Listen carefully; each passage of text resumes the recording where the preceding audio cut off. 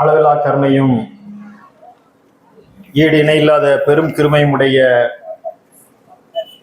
எல்லாம் அல்ல ஏக இறைவனின் அருள் பெயர் போற்றி ஆரம்பம் செய்கின்றேன். ஜமாத்தே இஸ்லாமியின் சின்னமன்னூர் பகுதியின் சார்பாகவும் தேனி மாவட்டம் சமூக நல்லிணக்க பேரவை சார்பாகவும் மாபெரும் சமய நல்லிணக்க மீராது பெருவிழாவை இங்கே நடாத்தி கொண்டிருக்கின்றார்கள்.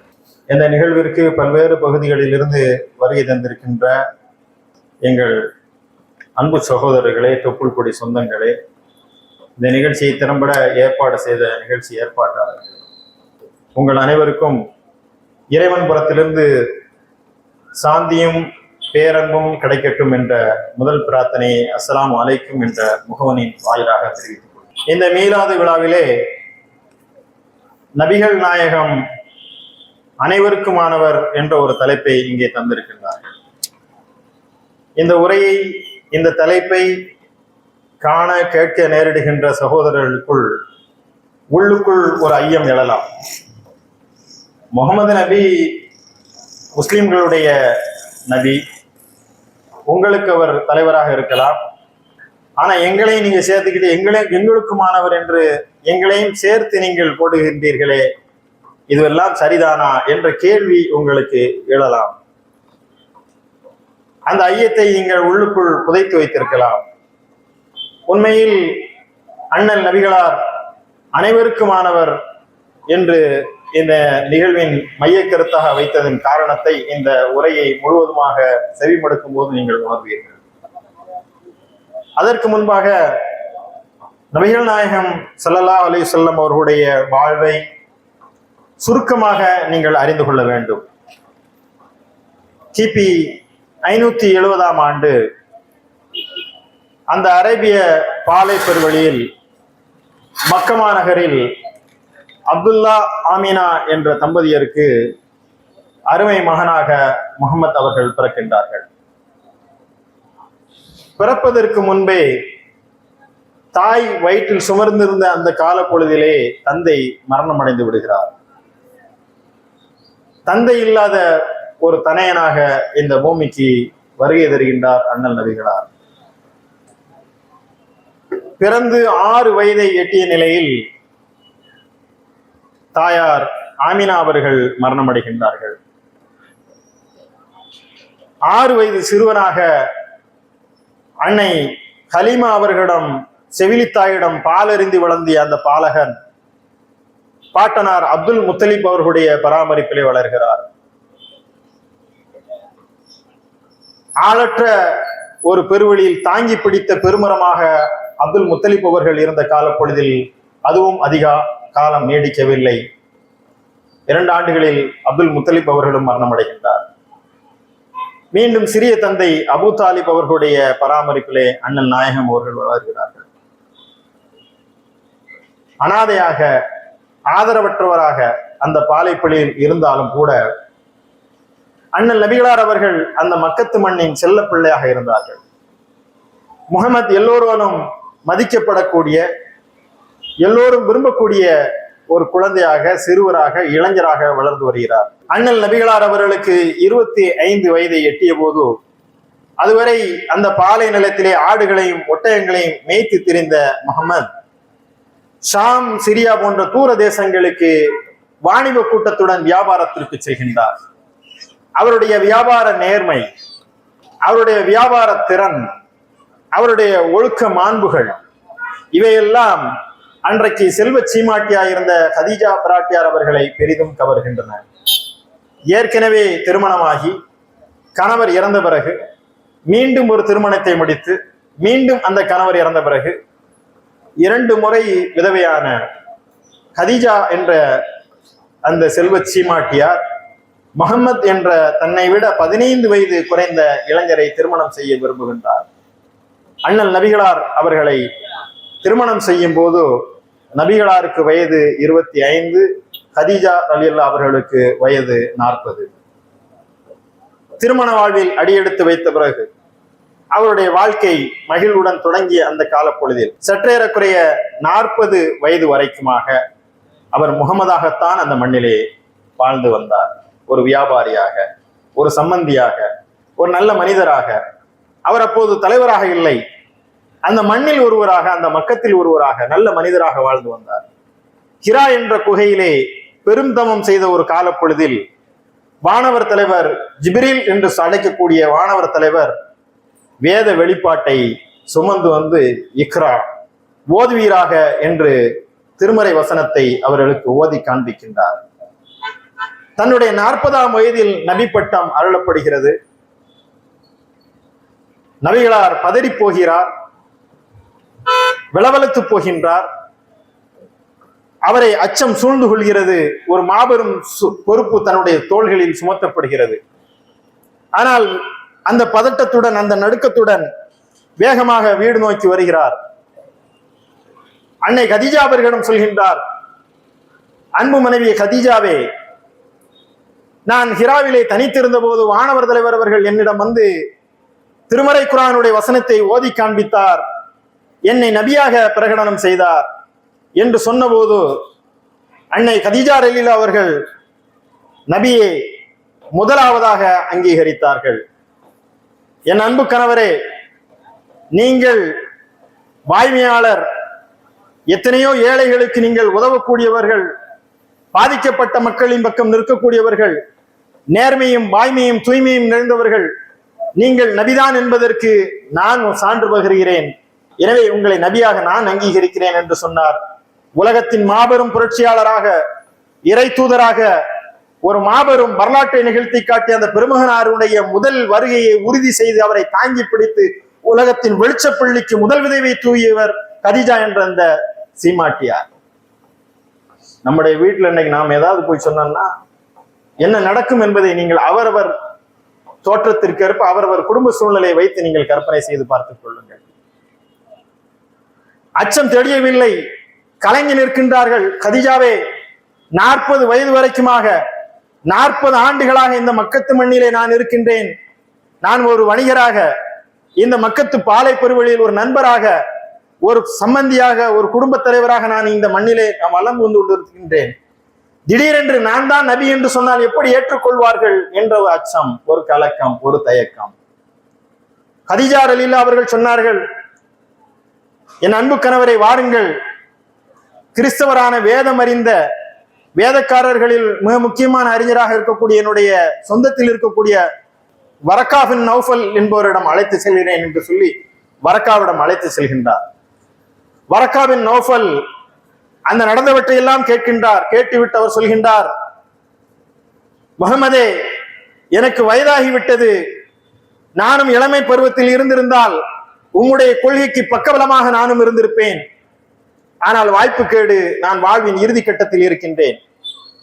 இந்த முன்னால் வந்த வேதங்களில் அறிவிக்கப்பட்ட முஹம்மது என்ற இறை தூதர் நீதான் என்பதை நான் தெளிவாக உங்களுக்கு உரத்து சொல்கிறேன். ஆனால் ஒன்று, முஹம்மதே, நீங்கள் உங்கள் மக்களிடம் திரும்பி சென்று நான் தான் இறை தூதர் என்று நீங்கள் சொன்னால் அந்த மக்கள் உங்களை சொல்லொண்ணாத துன்பங்களுக்கும் துயரங்களுக்கும் உங்களை ஆட்படுத்துவார்கள், ஊர்வலக்கம் செய்வார்கள், உங்களை கொலை செய்யவும் துணிவார்கள் என்று சொன்னபோது அண்ணலார் பதறி போகின்றார்கள். என் மக்களா என்னை விரட்டி அடிப்பார்கள், மக்கத்தின் ஈரக்கொலையாக என்னை வைத்து பாதுகாக்கின்ற அந்த மக்களா என்னை விரட்டி அடிப்பார்கள், கொலை செய்ய துணிவார்கள் என்றெல்லாம் கேட்கின்றார்கள். வரக்கா சொல்கின்றார், ஆம் என்றார். அதுதான் நடந்தது.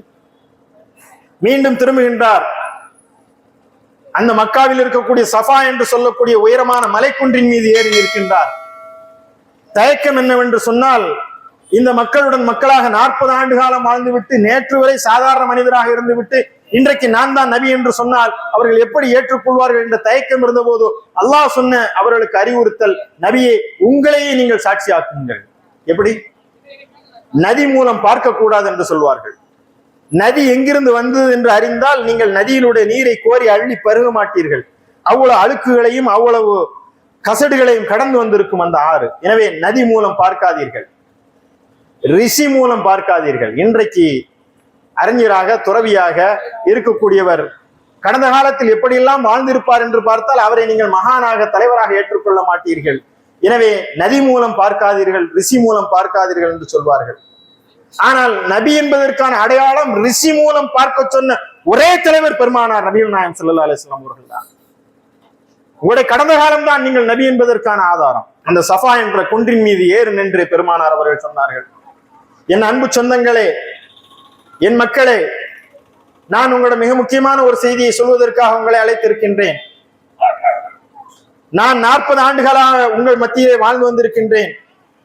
என்றைக்காவது ஒரு நாள் நான் பொய் சொல்லி இருப்பேனா?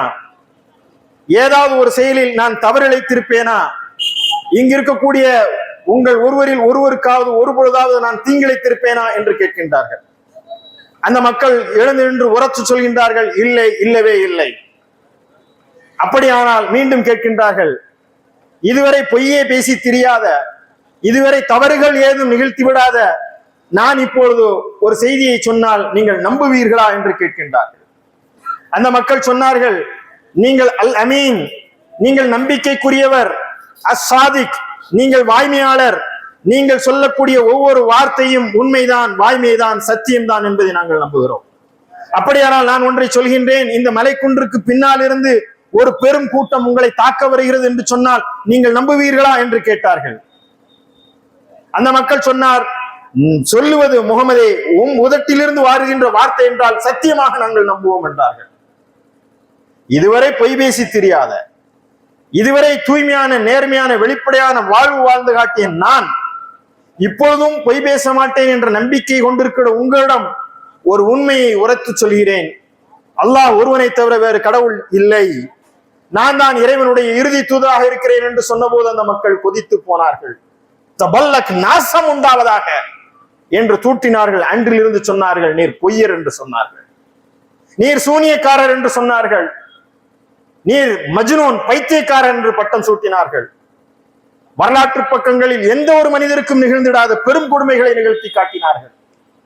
மக்காவில் இருக்கக்கூடிய அந்த எளிய மனிதரை எப்படியெல்லாம் வதைக்க முடியுமோ அப்படியெல்லாம் வதைத்தார்கள். ஆசை வார்த்தை காட்டினார்கள். அடிதடிகளுக்கும் சிறை கொட்டடிகளுக்கும் கூட நெஞ்சு நிமிர்த்தி நிற்கக்கூடியவர்கள் ஆசை வார்த்தைகளில் வீழ்ந்து விடுவார்கள். அவருடைய சிறிய தந்தை அபுதாலிபிடம் சென்று சொல்கின்றார்கள், அபுதாலிபே, உங்களுடைய மகனிடம் சொல்லுங்கள், முகமதிடம், அவர் இந்த மக்கத்து பெருவெளியில் எந்த பெண்ணை கை காட்டுகிறாரோ அந்த பெண்ணை நாங்கள் மனமுடித்து வைக்கின்றோம். அவர் எந்த பதவியை, எந்த பொறுப்பை கேட்கின்றாரோ அந்த பொறுப்பை நாங்கள் வழங்குகின்றோம். அவர் எவ்வளவு செல்வம் கேட்கின்றாரோ அவ்வளவு செல்வத்தையும் அவருடைய காலடியில் கொட்டியிடுகின்றோம். ஆனால் இந்த கொள்கையை அவர் விட்டுவிட வேண்டும் என்று சொன்ன போது நபிகளார் சொன்ன வாசகம், எனது வலது கையில் சூரியனையும் இடது கையில் சந்திரனையும் நீங்கள் கொடுத்தாலும் என் கொள்கையில் இருந்து ஏழ்முனைகளும் நான் பின்வாங்க மாட்டேன் என்றதை பிரகடனப்படுத்தினார்கள். அப்படியா முகமதே, உம்மை என்ன செய்கிறோம் பார் என்று சொல்லி ஊர் விளக்கம் செய்தார்கள். நபிகளாரை ஏற்றுக்கொண்ட அந்த சின்னஞ்சிறு கூட்டத்தை அவர்கள் பெரும் சித்திரவதை செய்தார்கள், கல்லால் அடித்தார்கள், பெரும் தொல்லை கொடுத்தார்கள். அந்த மண்ணிலே வாழ முடியாத அளவிற்கு நெருக்கடி கொடுத்தார்கள். அந்த நெருக்கடிகளில் இருந்து இந்த மார்க்கத்தை, இந்த கொள்கையை காப்பாற்றிக் கொள்வதற்காக இந்த மார்க்கத்தை நம்பி ஏற்றுக்கொண்ட சின்னஞ்சிறு கூட்டம் அபிசீனியாவிற்கு ஹிஜ்ரத் என்று புலம்பெயர்வு செய்கின்றார்கள். அங்கே நஜாஸ் என்று சொல்லக்கூடிய மன்னனியுடைய பாதுகாப்பிலே இருந்தபோது இந்த மக்கத்து குறைசிகள் அங்கும் சென்று தொல்லை கொடுக்கிறார்கள். மீண்டும் அவர்கள் அபிசீனியாவிற்கு, மக்காவிற்கு வந்துவிட்டு அபிசீனியா செல்கின்றார்கள். இந்த இடைக்காலத்தில் நபிகளார் தாயிஃப் என்ற நகரத்திற்கு செல்கின்றார்கள். அந்த தாயிஃப் நகரத்திற்கு சென்று அங்கு தன்னுடைய கொள்கையை காப்பாற்றிக் கொள்வதற்கான சூழல் நிலவுமா என்று பார்க்கின்றார்கள். ஆனால் அங்குள்ள மக்கள் கல்லால் அடித்தார்கள், ரத்தம் சொட்டியது. மயக்கமுற்ற நிலையிலே ஒரு தோட்டத்தில் வந்து விழுந்தார்கள் நபிகளார். மீண்டும் எதிரிப் என்று சொல்லக்கூடிய ஒரு தேசத்தில் இருந்து, அருகில் இருக்கக்கூடிய ஒரு பகுதியில் இருந்து அன்னலாருக்கு அழைப்பு வந்தது. வாருங்கள் நபியே, நாயகமே, உங்களை நாங்கள் தாங்கி பிடிக்கின்றோம் என்று சொன்னார்கள். அந்த எதிரிப் என்று சொல்லக்கூடிய மதீனா மண்ணுக்கு அண்ணல் நபிகளார் அவர்கள் இறைவனுடைய அனுமதியுடன் இடம்பெயர்ந்து புலம்பெயர்ந்து செல்கின்றார்கள். உயிரை காப்பாற்றிக் கொள்வதற்காக அல்ல, தான் கொண்ட கொள்கையை காப்பாற்றிக் கொள்வதற்காக. 25 வயதில் திருமணம், 40 வயதில் நபி பட்டம், 53ஆம் ஆண்டு வரைக்குமாக பெரும் கொடுமைகள், இறுதி 10 ஆண்டுகள் சொல்லண்ணாத துயரங்களுக்கும் துன்பங்களுக்கும் ஆளானார்கள். மக்கத்து மக்கள் விட்டு வைக்கவில்லை, பெரும் போரை தொடுத்தார்கள். அழிப்பதற்கான எல்லா ஆயத்தங்களையும் செய்தார்கள், தலைக்கு விலை வைத்தார்கள். ஆனால் அதை எல்லாவற்றையும் கடந்து மதீனாவிற்கு சென்று மதீனாவிலே மஸ்ஜிது நபவி என்று சொல்லக்கூடிய நபி பள்ளியை நிறுவினார்கள். அங்கே ஆட்சியை அமைத்தார்கள்.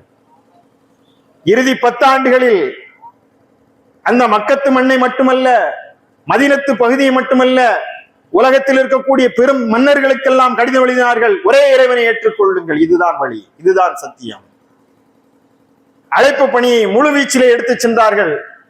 நான் இறைவனின் தூதர், இறைவன் ஒருவன் தான் என்ற அந்த செய்தியை நீக்கமர சொன்னார்கள். அதற்கு சான்றாக வாழ்ந்தார்கள். தம்முடைய 63ஆம் ஆண்டில் நபிகளார் அவர்கள் இந்த உலகத்தை விட்டு மறைந்து சென்றார்கள். இதுதான் அண்ணல் நபிகளாருடைய வாழ்வு சுருக்கம். அரபு நாட்டில் எங்கோ பிறந்தவர், 570வது ஆண்டிலே பிறந்தவர். ஒரு நூற்றாண்டு அல்ல, 1.5 நூற்றாண்டு கடந்த பிறகும் சின்னமனூரில் இருக்கக்கூடிய எங்களுக்கு அவர் ஏன் தேவைப்படுகிறார் என்ற கேள்வியை நீங்கள் ஆரம்பத்தில் நான் முன்வைத்தேன். அந்த கேள்வியுடன் நீங்கள் இந்த உரையை நீங்கள் தொடர்ந்து வாருங்கள், தொட்டு வாருங்கள். அண்ணல் நபிகள் நாயகம் அவர்களை குறித்து எத்தனையோ பெருந்தலைவர்கள் சான்று பகிர்ந்திருந்தாலும், பெர்னான் ஷா அப்படி சொன்னார், அன்னிபெசன்ட் அம்மையார் அப்படி சொன்னார், கலைஞர் இப்படி சொன்னார், பெரியார் இப்படி சொன்னார், அண்ணா இப்படி சொன்னார் என்றெல்லாம் நாம் கேள்விப்பட்டிருக்கின்றோம், மேடைகளில் முழங்கி இருக்கின்றோம். ஆனால் நான் இந்த உரையை இன்னும் நெருக்கமாக உங்களுக்கு அருகில் கொண்டு வந்து நிறுத்த விரும்புகிறேன். இன்று தமிழ்நாட்டில் வாழக்கூடிய சிந்தனையாளர்கள், அறிஞர்கள் அண்ணாவை எப்படி அண்ணா பார்த்தாரோ, எப்படி உலகத் தலைவர்கள் பெருமானாரை பார்த்தார்களோ, அதை போல இங்குள்ள தலைவர்கள் எப்படி பார்த்தார்கள். பேராசிரியர் மார்க்ஸ் அவர்கள் எழுதுகிறார், இன்றைக்கும் நம் காலத்தில் வாழ்ந்து கொண்டிருக்கக்கூடிய கும்பகோணம் பகுதியில் இருக்கக்கூடிய எழுத்தாளர் மார்க்ஸ் அவர்கள், உலகத்தின் ஒதுக்கப்பட்ட மக்களுடைய குரலாக ஒலித்த ஒரே தலைவர் பெருமானார் நபிகள் நாயகம் என்று எழுதுகிறார். நபிகளார் ஒரு சமூக போராளி என்று எழுதுகிறார். சொல்லிவிட்டு சொல்கின்றார், அன்றைய நாகரிக வெளிச்சம் படாத, அறியாமை இருள் மண்டி கிடந்த ஒரு பூமியிலே ஆடுகளையும் ஒட்டகங்களையும் மேய்த்து திரிந்த அறியாமை கால மக்களை ரோம் பாரசீக ஆட்சிக்கு எதிராக சக்கரவர்த்திகளாக உருவாக்கி காட்டிய பெருமகனார் அண்ணல் நபிகளார் என்று வியந்தோதுகிறார். உண்மைதான், நபிகளார் அவர்கள் தன்னை சார்ந்திருந்த மக்களுடைய வாழ்வை புடம் போட்டார்கள். அவர்களை நாகரிக வெளிச்சத்தின் பக்கம் கொண்டு வந்தார்கள். நபிகளாரை குறிப்பிடும் போது நாங்கள் உம்மி நபி என்று சொல்வோம். உம்மி நபி என்று சொன்னால் எழுத படிக்க தெரியாதவர் என்ற அர்த்தம். நபிகளாருக்கு எழுதவும் தெரியாது, படிக்கவும் தெரியாது. எழுத படிக்க தெரியவில்லை என்றால் அறிவில் குறைந்தவர் என்று எண்ணிவிடக் கூடாது. அப்படி அல்ல. ஏன் நபிகளாருக்கு எழுத படிக்க தெரியவில்லை என்று சொன்னால், அண்ணலாருக்கு கற்றுத்தரக்கூடிய ஆசிரியன் உலகத்தில் எவனும் இல்லை. நபிகளாருக்கு கற்றுத்தரக்கூடியவன் ஒரே தகுதி இறைவன் தான். இறைவன் கற்றுத்தந்தான், அல்லாவே ஆசிரியன். எனவே நபிகளாருக்கு ஆசிரியர் இல்லை. ஆனால் அவர்கள் எழுத படிக்க அறியவில்லை தவிர மாபெரும் சிந்தனையாளராக திகழ்ந்தார்கள். உலகத்தின் கல்வியாக, உலகத்தின் முகவரியாக விளங்கினார்கள். கல்விக்கு வெளிச்சம் கொடுத்தார்கள். கல்விக்கு மாபெரும் மரியாதையை தந்தார்கள். கல்வியினுடைய சூத்திரத்தை அவர்கள் 2 வார்த்தையில் வடித்தார்கள். தந்தை தன் மக்களுக்கு வழங்கக்கூடிய கல்வி மிகச்சிறந்தது எது தெரியுமா? நல்ல கல்வியும் நல்லொழுக்கம் தான். நீங்கள் மருத்துவர்களை உருவாக்குகின்றீர்களா, பொறியாளர்களை உருவாக்குகின்றீர்களா என்பது அல்ல. எத்தகைய பொறியாளர்களை உருவாக்குகிறீர்கள், எத்தகைய மருத்துவர்களை உருவாக்குகிறீர்கள். லஞ்சம் வாங்கி கொண்டு இருக்கக்கூடிய அதிகாரிகளை உருவாக்குவதில் என்ன பெருமை இருக்கிறது? நல்லொழுக்கம், நல்ல கல்வி, இதை வழங்குவதுதான் தந்தை மக்களுக்கு கொடுக்கக்கூடிய அன்பளிப்பு என்று சொன்னார்கள். அறிவிற் சிறந்த ஒரு சமுதாயத்தை உருவாக்கி காட்டினார்கள். ஈரோடு தமிழன்பன் அவர்கள் எழுதுகிறார், தான் கொண்ட கொள்கையை, எந்த கொள்கையை பரப்புரை செய்தோமோ அந்த மண்ணிலே அந்த கொள்கையை நிலைநிறுத்தி காட்டி தான் வாழ்ந்த காலத்திலேயே அதை வெற்றி கண்டவர் நபிகளார் ஒருவர் தான் என்று எழுதுகிறார். எதையெல்லாம் அண்ணல் நபிகளார் அவர்கள் சொன்னார்களோ அத்தனையும் அவர்கள் செய்து காட்டினார்கள். அத்தனைக்கும் அவர்கள் தான் விளக்கமாக இருந்தார்கள். ஏன் நபிகளாரை நாம் கொண்டாடுகிறோம் என்று சொன்னால் அதுதான் அதற்கு விடை. ஒரு மனிதர் தான் வாழ்ந்த காலத்தை சிந்திக்கலாம், தன் வாழ்வின் பிரச்சனைகளை பேசலாம், தன் நலத்தின் பிரச்சனைகளை பேசலாம். அதை தாண்டி ஒரு மனிதரால் பேச முடியாது. அவர் பேசுகிறார் என்று சொன்னால் அவர் மனிதர் என்பதையும் தாண்டி அவர் இறை தூதர் என்ற அடிப்படையிலே பேசுகிறார். அதனால்தான் இறை தூதர் என்ற அடிப்படையில் இன்றைக்கும் நபிகளார் தேவைப்படுகிறார்கள். அரபு தேசத்திலே பிறந்த ஒரு மனிதர் என்ற அடிப்படையில் அல்ல, இறைவன் அவர்களுக்கு வழிகாட்டி இருக்கின்றான். எனவே இறைவனுடைய வழிகாட்டுதல் எல்லா காலத்திற்குமானது, எல்லா மனிதர்களுக்குமானது, எல்லா பிரச்சனைகளுக்குமானது. எனவேதான் அனைத்து பிரச்சனைகளுக்கும் வழிகாட்டினார்கள். 1400 ஆண்டுகள் கழித்தும் இன்றைக்கும் நபிகளாருடைய பெருவாழ்வு நமக்கு தேவை இருக்கிறது. ஏன் தேவை இருக்கிறது என்று சொன்னால், முக்காலமும் அறிந்தவர் முகமது நபிகளார் அல்ல, அவர்களால் முக்காலம் அறிய முடியாது. ஆனால் முக்காலமும் அறிந்த இறைவன் அவர்களை தூதராக்கி தன்னுடைய வழிகாட்டுதலை வழங்கினான். இறைவன் காட்டிய வழிகாட்டுதல் எல்லா காலத்திற்குமானது, இன்றைக்கும் பொருந்தக்கூடியது என்பதனால் இன்றைக்கும் நபிகளார் தேவைப்படுகிறார். அன்றைக்கு மக்கத்து பெருவழியில் என்னென்ன பிரச்சனைகள் நிகழ்ந்ததோ அத்தனை பிரச்சனைகளும் இன்றைக்கும் நடந்து கொண்டிருக்கிறது. மொடாக்குடியர்கள், அந்த மண்ணில் இருக்கக்கூடியவர்கள் விருந்து வைத்தால், விருந்துக்கு நம்ம வீட்டுக்கு விருந்தாளி வந்தா டீ குடிக்கிறீங்களா, காஃபி குடிக்கிறீங்களா, அல்லது ஏதாவது கூல்ட்ரிங்க்ஸ் குடிக்கிறீங்களா கேட்போம். ஜூஸ் ஏதாவது போட்டு குடிக்கிறீங்களா? அவங்க என்ன கொடுப்பாங்கன்னா சாராயம் தான் கொடுப்பாங்க. வீடுகளில் மதுவை காய்ச்சினார்கள். விழாக்களில், இன்றைக்கு விழாக்கள்ல மதுவை கொண்டாடலாம் என்று அரசு சொல்கிறது. அன்றைக்கு அவர்கள் எல்லா விழாக்களிலுமே மதுவை பெருவளவிலே கொண்டாடினார்கள். கையில் மதுவுடன் அவர்கள் இருந்தார்கள். மது குடிப்பதை பெருமையாக கருதினார்கள்.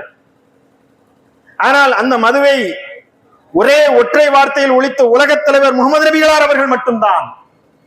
எத்தனை சட்ட திட்டங்கள் கொண்டாலும், எத்தனை பரப்புரைகள் மேற்கொண்டாலும் ஒழிக்க முடியாது என்று சொல்கின்ற மதுவை ஒரே வார்த்தையில் ஒழித்து காட்டியவர் அண்ணல் பெருமானார் நபிகள் அவர்கள் தான்.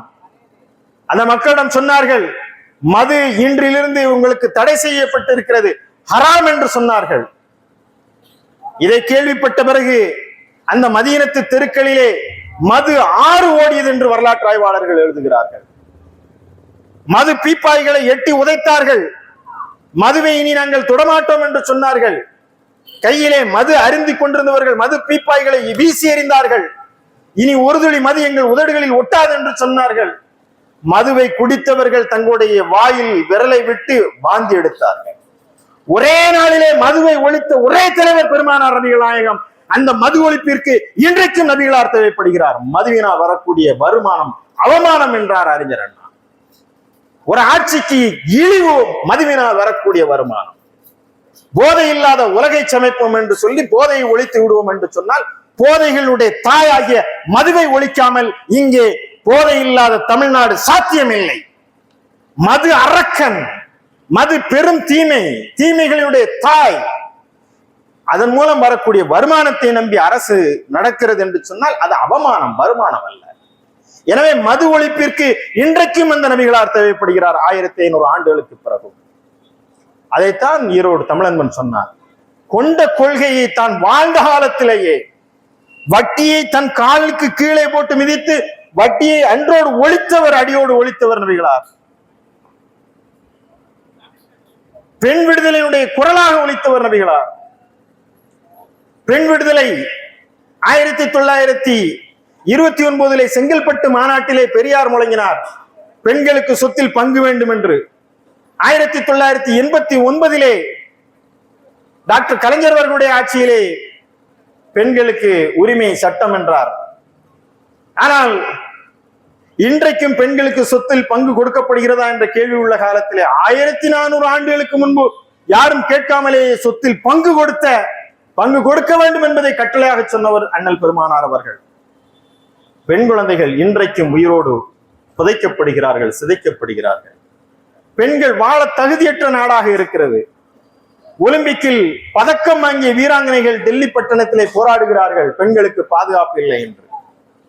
பயிற்சியாளரால், ஆட்சியாளர்களால் இன்றைக்கு இருக்கக்கூடிய இந்த ஆட்சி, ஒன்றிய ஆட்சி காலத்திலே பெண்கள் பாதுகாப்பு இல்லாமல் இருக்கிறார்கள். இந்தியா பெண்கள் வாழ தகுதியற்ற நாடாக மாறிக்கொண்டிருக்கிறது. பள்ளியிலே, கல்லூரியிலே, பணியிடங்களிலே, எல்லா இடங்களிலும் பெண் குழந்தைகள் சிதைக்கப்படுகிறார்கள், கொடும் தொல்லைக்கு ஆளாகிறார்கள். இந்த காலத்தில் இப்படி என்று சொன்னால், அந்த காலத்திலே உக்கால் சந்தையிலே ஒரு சந்தைக்கு போய் ஆடு வாங்கலாம், கோழி வாங்கலாம். ஆனால் அந்த உக்கால் சந்தையிலே என்ன வாங்கலாம் என்று சொன்னால் அடிமைகளை விலைக்கு வாங்கலாம். பெண்களை விலை கொடுத்து வாங்கிட்டு வரலாம், விலைக்கு வாங்கிட்டு வந்து என்ன வேணாலும் செய்யலாம். அந்த அடிமைத்தனத்தை ஒழித்தவர் அண்ணல் பெருமானார்.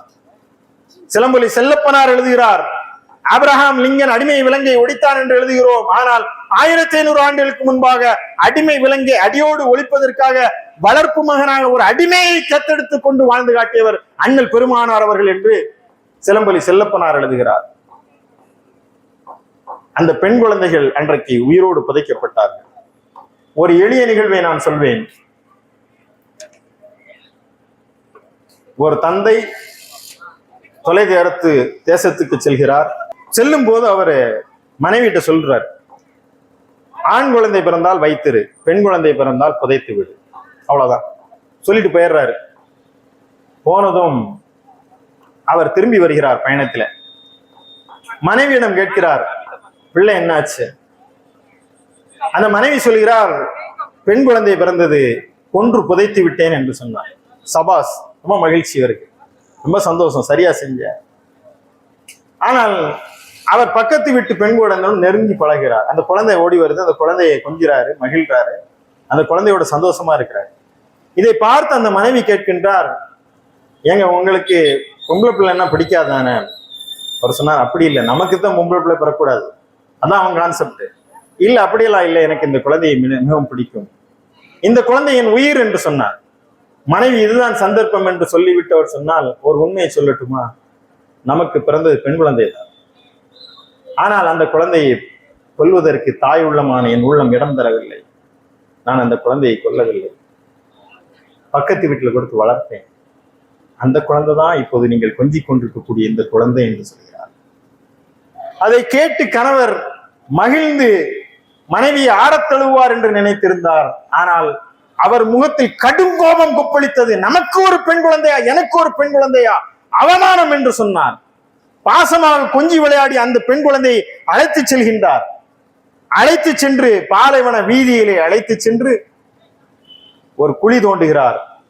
பாலை புழுதியில் அந்த மண் துகள்கள் அந்த குழி வெட்டக்கூடியவருடைய தாடியிலே படுகிறது. பிஞ்சு கரங்களால் அந்த குழந்தை தாடியில் உள்ள மண்ணை தட்டி தடவுகிறது. அப்பா, உங்கள் தாடியிலே மண் படுகிறது என்று. அதையெல்லாம் கவனிக்காத அவர் அந்த பெண் குழந்தையை காலால் உள்ளே தள்ளி மண்ணோடு உயிரோடு போட்டு புதைத்தார். அந்த காலத்தில் தான் பெண் குழந்தைகளை கொல்வது பாவம் என்று சொல்லி பெண்ணின் விடுதலை மார்க்கமாக வந்தது இஸ்லாம். அந்த காலத்தில் பெண் குழந்தை பிறப்பதை இன்றைக்கும் முகத்தில் கருமை நிகழ்வோடு கூடிய காலத்திலே சொன்னார்கள். 2 பெண் குழந்தைகள் இருந்து அவர்களை சரியான முறையிலே வளர்த்து நேர்மையான முறையிலே ஆளாக்கினால் அவருக்கு சுவனத்தில் இடம் கிடைக்க இந்த பெண்கள் துருப்பு சீட்டு என்று சொன்னார்கள். பெண் குழந்தை பிறந்தால் வானவர்கள் இறக்கைகளை விரித்து இந்த மண்ணில் இறங்குவார்கள், சுப செய்தி என்று சொன்னார். ஆனால் இன்றைக்கு உலகத்திலே மிகவும் அருவருப்பான வார்த்தை, மிகவும் இழிவான வார்த்தை மருத்துவமனைகளில் எழுதி வைத்திருக்கிறோம். குழந்தை பெறுவது ஆணா பெண்ணா என்று ஸ்கேன்ல பார்ப்பது குற்றம். கேவலமான வார்த்தை, அருவருப்பான வார்த்தை. என்ன மனித காலத்தில் நாம் வாழ்கிறோம்? நாகரிக கற்காலத்தில் வாழ்கிறோம். ஒரு தாய் தன் குழந்தையை கொல்வாளா? அவ ஸ்கேன் பண்ணி பார்த்து வயதுல பொம்பளை பிள்ளை தெரிஞ்சா கொன்றுவானா, அதனால ஸ்கேன் பார்க்காத. என்ன இழிவான காலம்! அந்த ஐயாமுல் ஜாகிலியா காலத்திற்கும் இந்த காலத்திற்கும் என்ன வேறுபாடு? நெல்மணியை கொடுத்துக் கொள்கிறாள். கள்ளிப்பாலை எடுத்துக் கொண்ட காலம் போய் இன்றைக்கு நல்ல ஈர துணியை போட்டு ஃபேன் காத்துல வச்சு சாடிக்கிற காலம். கொலை வடிவம் மாறி இருக்கிறது தவிர ஒன்றுதான். எனவே இன்றைக்கும் நபிகளார் தேவைப்படுகிறார். பெண் குழந்தைகள் இன்றைக்கும் மரியாதையுடன் கண்ணியமுடன் வாழ வேண்டும் என்று சொன்னால், பெண் குழந்தைகள் தலை நிமிர்ந்து நடக்க வேண்டும் என்று சொன்னால், பெண் விடுதலை இன்றைக்கும் சாத்தியம் என்றால் இன்றைக்கும் அந்த நபிகளார் தேவைப்படுகிறார். இன்றைக்குமானவர், எல்லோருக்குமானவர், முஸ்லிம் பெண்களுக்காக மாத்திரமல்ல. சாதிய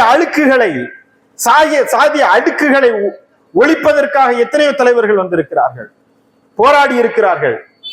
அந்த போராடி சிலர் வெற்றியும் பெற்றிருக்கிறார்கள். கல்வி சாதிய அழுக்குகளை ஒழிக்கும் என்று நம்புகிறார்கள்.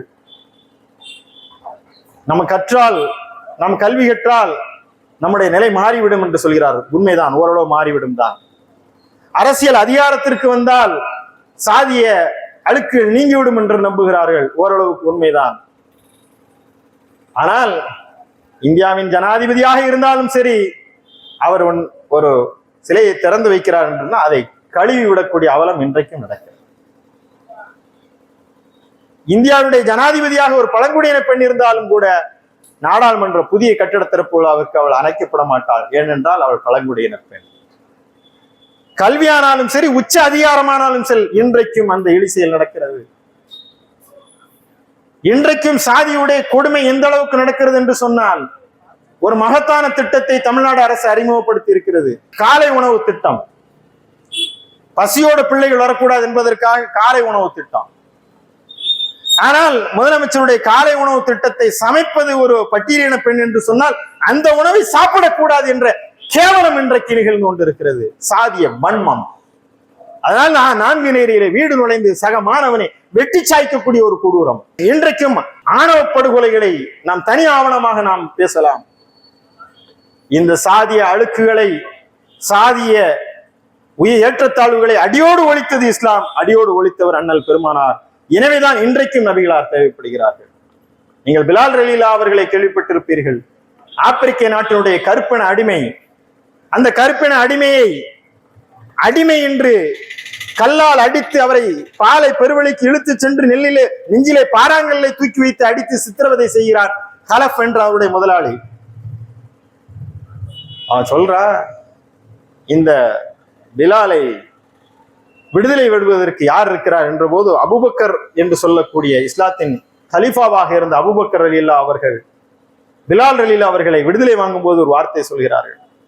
பிலாலுக்கு ஒரு அமௌண்ட்டை பிக்ஸ் பண்ணி, இந்த அமௌண்ட்டை தந்து நான் விடுதலை பெறுகிறேன், அடிமையை விடுதலை விட்டு பிலாலை நாங்கள் சுதந்திர மனிதர் ஆக்குறோம் என்று சொன்ன போது அந்த கலப் சிரிச்சுக்கிட்டே சொன்னான், இந்த கருப்பு காக்காய்க்கு, இந்த பிலாலுக்கு நீ 1 திர்ஹம் 2 திர்ஹம் தேட்டாலும் நான் தந்திருப்பேன், இவருக்கு இவ்வளவு காசு தேவையில்லையே. அபூபக்கர் சொன்னார், சையீதினா பிலால், எங்கள் தலைவர் பிலால் என்று சொன்னார். நீ யாரை தாழ்த்தப்பட்டவன், யாரை நீங்க ஒதுக்கப்பட்டவன் என்று சொன்னாலும் எங்கள் தலைவர் பிலாலை நீ எத்தனை திர்ஹம் கேட்டாலும் அத்தனை திர்ஹம் தந்து நான் விடுதலை செய்திருப்பேன் என்று அபூபக்கர் முழங்கினார். அந்த பிலால் அவர்களை அழைத்து காபா என்று சொல்லக்கூடிய உயர்தரமான ஆலயத்தில், உலகத்திலே முதல் ஆலயமான காபாவை, இன்றைக்கும் உலகத்தில் இருக்கக்கூடிய முஸ்லிம்கள் பணக்காரர்கள் இன்றைக்கும் அந்த புனித யாத்திரை செல்லக்கூடிய அந்த காபாவை, அந்த காபாவிலே இன்றைக்கும் அதனுடைய கல்லை முத்தமிடுவதற்கு பெரும் பணக்காரருடைய உதடுகள் ஏங்கி தவிக்கக்கூடிய காலம் இன்றைக்கும் நடக்கிறது. நீங்கள் பார்க்கலாம். அந்த காபாவிலே காலை வைத்து மேலே ஏறி நிற்பதற்காக அண்ணல் பெருமானார் தன் தோளை கொடுத்தார்கள். பிலாலை என் தோள் மீது கால் வைத்து ஏறி நின்று இந்த காபாவிலே ஏறி நின்று நீங்கள் அழைப்பு கொடுங்கள் என்று சொன்னார். பிலால் அழைப்பு கொடுத்தார். அந்த அழைப்பொலிதான் இந்த பள்ளியிலும் ஒலித்துக் கொண்டிருக்கிறது. இதையெல்லாம் பார்ப்பதற்கு எங்களுடைய மூதாதையர்கள் நல்ல வேளை செத்து போனார்கள், நாங்கள் இந்த கொடுமையை பார்க்க இருக்கிறோமே என்று அந்த மக்கத்து குறைசிகள் கொக்கரித்தார்கள். இதையெல்லாம் தாண்டி ஒரு விடுதலை தான் ஜுலேபீப் என்ற ஒரு நபி தோழர். ஜுலேபீப் என்று சொன்னால் சின்ன சட்டை என்று அர்த்தம், ஜில்பாப் என்று சொன்னால் சட்டை என்று அர்த்தம். ஜிலேபின்னா சின்ன சட்டை. அவர் யாருன்னா கொஞ்சம் ஆளும் கொஞ்சம் குள்ளமா இருப்பாரு, நிறமும் இருக்காது, குலமும் இல்லை, கல்வியும் இல்லை, பணமும் இல்லை. ஒரு மனிதன் அந்த 4மே இல்லை. யார் மதிப்பா? காசு இல்லை, படிப்பு இல்லை, அழகு இல்லை, யாருன்னே தெரியாது. அப்ப ஜிலேபி வரும்போது பெருமானார் கேட்கின்றார்கள், ஜிலேபிதே வயசாயிட்டே போது திருமணம் முடிக்கலையா? ஜிலேபி சொல்றாரு, எனக்கெல்லாம் திருமணம் ஆகுமா? பதில், எனக்கெல்லாம் திருமணம் ஆகுமா? ஏன் திருமணம் ஆகாது? என்கிட்ட படிப்பு இல்லை, என்கிட்ட நான் பெரிய அறிஞன் இல்லை, எனக்கு குடும்ப கோத்திரம் இல்லை, எனக்கு எந்த பின்புலமும் இல்லை, அழகும் இல்லை, எதுவுமே இல்லை, என்ன யாரு திருமணம் செய்வார்? இதுதான் புரட்சி தோழர்களே, இதுதான் புரட்சி. இந்த புரட்சியை நிகழ்த்தி காட்டுவதற்கு இன்றைக்கு உலகத்தில் எவரும் இல்லை, எந்த தலைவரும் இல்லை. நிகழ்த்தி காட்டினால் அது மாபெரும் புரட்சி. ஜிலேபிவே, நீங்கள் செல்லுங்கள், மதீனாவிட உயர் கோத்திரமான அந்த தெருவுக்குள் நீங்கள் நுழையுங்கள். எந்த தெருவுக்குள் நுழைவது இன்றைக்கும் தடை செய்யப்படுகிறதோ, இன்றைக்கும் செருப்பணிந்து செல்வதற்கு தடை இருக்கிறது, ஒரு வீதிக்குள் நுழைவதற்கு தடை இருக்கிறது. ஆனால் பெருமானார் சொன்னார்கள், அந்த மதீனத்தினுடைய அந்த உயர் கோத்திர வீதிக்குள்ளே நீங்கள் நுழையுங்கள். நுழைந்து அந்த நான் சொல்லக்கூடிய வீட்டிலே, தன்னை உயர் கோத்திரம் என்று கருதி கொண்டிருக்கூடிய வீட்டிலே நுழைந்து அந்த பெண்ணை கேளுங்கள் என்று சொன்னார். ஜுலேபீப் சென்றார் தயக்கத்துடன், அந்த வீட்டு கதவை தட்டினார். உள்ள நுழைகிறாரு. அவரை பார்த்தோன்னே அவருக்கு, அந்த வீட்டு ஓனருக்கு, அந்த அந்த உயர் கோத்திரத்தை சார்ந்தவருக்கு கோபம் குப்பளிக்கிறது. ஜுலேபீப் நம்ம வீட்டுக்கு வந்துட்டாரா? என்ன ஜுலேபீப், நீங்கள் பெண் கேட்டு வந்திருக்கிறேன். என்ன பெண் கேட்டு வந்திருக்கிறாய்? அவர் கொதிக்கிறார். பெருமானார் நபிகளார் வர சொன்னார். ஓ, நபிகளாருக்கு பெண் கேட்டு வந்திருக்கிறாய்? இல்லை, எனக்கு தான் பெண் கேட்டு. யாரை பெண் கேட்டு வந்திருக்கிறாய்? உங்கள் மகளை எனக்கு பெண் கேட்டு வந்திருக்கிறேன், நபிகளார் அனுப்பினார் என்று சொன்னதும் ஜுலைபீபே, நீ உயிரோடு திரும்பி போக மாட்டாய். யாரிடம் வந்து நீ எந்த அழுத்தத்துடன் பெண் கேட்டு வருகிறாய் என்று சொன்ன போது அந்த பெண் வீட்டிலிருந்து வெளியே வந்தாள். அந்த மகள், அப்பா தள்ளுங்க, நபிகளார் சொன்னார் என்று சொன்னார். ஜுலைபீபு தான் என் கணவர் என்று சொன்னார். ஜுலைபீபை திருமணம் செய்தார். ஒதுக்கப்பட்ட ஒரு மனிதனை, உயர் சாதி என்று கருதி கொண்டிருந்தவனை திருமணம் முடித்து வைத்து அந்த ஏற்றத்தாழ்வுகளை அறுத்தறிந்தவர் அண்ணல் நபிகளார். எனவேதான் சாதி அழுக்குகளை இன்றைக்கும் அறுத்தறிவதற்கு அண்ணல் நபிகளார் தேவைப்படுகிறார். எல்லோருக்குமானவர், என்றைக்குமானவர் என்று நாங்கள் சொல்வதற்கான காரணம் அதுதான். விடுதலை சிறுத்தைகள் கட்சி தலைவர் தொல் திருமாவளவன் அவர்கள் சொல்கின்றார்கள், முகம்தான் ஒரு மனிதனுக்கு. ஒரு புகைப்படம் எங்க பார்த்தான் பிளக்ஸ், பேனர், என் போட்டோ வரணும் நான் என்று சொல்லிக் கொண்டிருக்கின்றார்கள். ஆனால் தன்னுடைய முகத்தை உலகத்திற்கு தராமல் சென்ற ஒரே தலைவர், அந்த முகம் எது என்று அறியாமல் அந்த முகமதை நாங்கள் தேடிக்கொண்டிருக்கிறோம். அந்த அன்பு முகம் எப்படி இருக்குமோ யா ரசூலல்லாஹ் தேட வைத்தார்கள், ஏங்க வைத்தார்கள். உங்கள் திருமுகம் எப்படி இருக்குமோ யா ரசூலல்லாஹ், அண்ணல் நபியின் அன்பு உள்ளத்தை, அன்பு உருவத்தை காண்பதற்காக துடிக்கின்றோம். அவருடைய முகம் எப்படி இருக்கும் என்று தெரியாது. ஏன் என்று சொன்னார், அந்த முகத்தை வைத்து சிலையை வடித்து கடவுளாக்கி விடக் கூடாது என்பதற்காக தன்னை முன்னிறுத்தாமல் தன் கொள்கைகளை முன்னிறுத்தி சென்ற ஒரே தலைவர் அண்ணல் நபிகளார் என்று திருமாவளவன் அவர்கள் எழுதுகிறார். மனித விடுதலையினுடைய நாயகர், ஜனநாயகத்தின் தத்துவம் அவர் என்று எழுதுகிறார். ஏன் என்று சொன்னால், அண்ணல் நபிகளார் தன் கொள்கைகளை பின்பற்றுமாறு சொன்னார்கள். உங்களுக்கும் எனக்கும் ஒரே ஒரு வித்தியாசம், நானும் மனிதன் தான், காய்ந்த பேரித்தங்கனிகளையும் ரொட்டி துண்டையும் தின்று வளர்ந்தவர் தான். எனக்கும் உங்களுக்குமான வித்தியாசம், எனக்கு இறைவன் புறத்திலிருந்து வஹி என்று சொல்லக்கூடிய வேத வெளிப்பாடு வருகிறது, அதுதான் வித்தியாசம். நான் இறை தூதர், அதுதான் என்றார்கள். எனவே இறை தூதர் என்ற அடிப்படையில் இறை தூதர் எல்லா காலத்திற்கும் வழிகாட்டி இருக்கின்றார்கள், எல்லா மக்களுக்கும் வழிகாட்டி இருக்கின்றார்கள், எல்லா காலத்திற்கும் அவர்களுடைய வழிகாட்டுதல் புரிந்து இருக்கிறது. அரசியலா, ஆன்மீகமா, ஒரு தலைவன் ஒரு துறைக்கு வழிகாட்டலாம், எல்லா துறைக்கும் எல்லோராலும் வழிகாட்ட முடியாது. ஒரு துறைக்கு வழிகாட்ட வந்தவரால் இன்னொரு துறைக்கு வழிகாட்ட முடியாது. கல்வியில் அறிந்தவன் அரசியல் தெரியாது, அரசியல் அறிந்தவனுக்கு ஆன்மீகம் தெரியாது, ஆன்மீகம் தெரிந்தவனுக்கு பொருளியல் தெரியாது. எல்லாம் ஒரு மனிதனுக்கு தெரியவே தெரியாது. அது முகமது என்ற மனிதருக்கும் தெரியாது. ஆனால் முகமது நபிகளார் எல்லோருக்கும், எல்லாவற்றுக்கும், எல்லா துறைக்கும் வழிகாட்டி இருக்கிறார் என்று சொன்னால் இறைவன் அவர்களுக்கு வழிகாட்டினான். என்றால் இறைவன் எல்லா துறைக்கும் வழிகாட்ட கூடியவன். எனவேதான் நபிகளார் அவர்கள் எல்லா துறைக்கும் வழிகாட்டினார்கள், எல்லா காலத்திற்கும் வழிகாட்டினார்கள், எல்லா மக்களுக்கும் வழிகாட்டினார்கள். அவர்கள் இறை தூதர். ஒரு தலைவரை ஏற்றுக்கொள்வதும் ஏற்றுக்கொள்ளாததும், ஒரு தலைவரை பின்பற்றுவதும் பின்பற்றாமல் இருப்பதும் என்னுடைய விருப்பம். அல்லது ஒரு தலைவனுடைய ஒரு பகுதியை எடுத்துக்கொண்டு இன்னொரு பகுதியை விட்டுவிடலாம். ஆனால் அண்ணல் நபிகளாருடைய வாழ்வை முழுமுற்றாக நான் ஏற்றாக வேண்டும். ஏற்றுக்கொள்ளவில்லை என்று சொன்னால் நான் முஸ்லீமாக முடியவே முடியாது. நாங்கள் இன்றைக்கு முஸ்லிம்களாக வாழ்கிறோம் என்று சொன்னால் அந்த முகமது ரசூலுல்லாஹ் என்ற அந்த பெயரை தாங்கி இருப்பதினால் மட்டும்தான். அதனால்தான் உயிருக்கு மேலானவர் என்கின்றோம். எங்களுடைய கொள்கைக்கு அடிநாதம் அந்த பெயர் தான். முகமதை இறை தூதராக ஏற்றுக்கொண்டால் தான் நான் முஸ்லிம், இல்லை என்று சொன்னால் நான் முஸ்லிம் இல்லை. பீட்டர் அல்போன்ஸ் அவர்கள் இதைத்தான் வியந்து பாராட்டுகிறார். ஒரு மனிதன் தன்னை மட்டும்தான் பின்பற்ற வேண்டும், வேற எந்த தலைவனையும் பின்பற்றக்கூடாதுன்னு சொல்வார். ஆனால் முகமது நபிகளார் அவர்கள் மாத்திரம்தான், எனக்கு முன்னால் வந்த எல்லா தூதர்களையும் நீங்கள் ஈமான் கொண்டால் தான் நீங்கள் முஸ்லீம் என்று சொன்னார்கள். அந்த தூதர்களின் வரிசையில் இறுதியாக வந்தவன் நான் என்று சொன்னார்கள். இன்றைக்கு கிறிஸ்தவர்கள் ஈசாவை இயேசு கிறிஸ்து என்று சொல்கின்றார்கள், யாக்கோப் என்று சொல்கின்றார்கள், மோசஸ் என்று சொல்கின்றார்கள். ஆனால் எல்லா நபிமார்களையும் நாங்கள் ஏற்றுக்கொள்கிறோம். ஈசாவை நபி இல்லை என்று ஒருவன் சொன்னால் அவன் முஸ்லிமே கிடையாது. எனவே தனக்கு முன்னால் வந்த எல்லா தலைவர்களையும் ஏற்றுக்கொள்ள வேண்டும், எல்லா நபிகர்களையும் ஏற்றுக்கொள்ள வேண்டும் என்று சொன்ன ஒரே தலைவர் கிறிஸ்தவராகிய நான் சொல்கின்றேன், முகமது நபிகளார் இறை தூதர் தான் என்று சொல்கின்றார் பீட்டர் அல்போன்ஸ் அவர்கள். அன்பு தோழர்களே, இது நீண்ட நெடியும் நான் உரையாற்றி செல்ல வேண்டிய தலைப்பு. ஒவ்வொரு துறையும் எடுத்து வைத்துக் கொண்டு எல்லா துறைக்கும் அவர்கள் சொல்லில் வாய் வீரர்களாக இருக்கலாம், சொல்லே அவர்கள் சொல்லலாம், ஆனால் செயலில் வாழ்ந்து காட்டியவர்கள் எத்தனை பேர்? சொல்லுக்கும் செயலுக்கும் இடைவெளி இல்லாமல் வாழ்ந்தவர் பெருமானார் நபிகளார் அவர்கள். இல்லத்திலே எல்லாம் இருக்கும், ஆனால் வீட்டுல யாரு?